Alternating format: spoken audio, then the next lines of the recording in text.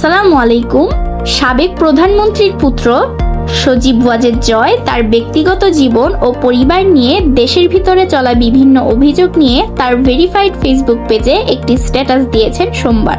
সেখানেই তিনি তার বিবাহ বিচ্ছেদের সংবাদ জানান। তিনি বলেন, ক্রিস্টিন এবং আমি আর একসঙ্গে নেই। এছাড়াও তিনি বলেন, তার পরিবারের বিরুদ্ধে কুৎসা রটানো হচ্ছে। সাম্প্রতিক সময়ে একটি ভুয়া FBI রিপোর্টের দাবি করে তার বিরুদ্ধে মিথ্যা প্রচার চালানো হচ্ছে। তিনি বলেন, তারা যে FBI এজেন্টের নাম উল্লেখ করেছে তিনি বহু বছর আগে অবসর নিয়েছেন।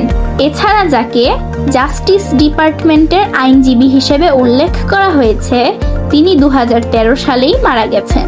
এটা থেকেই স্পষ্ট যে এই রিপোর্ট সম্পূর্ণ মিথ্যে।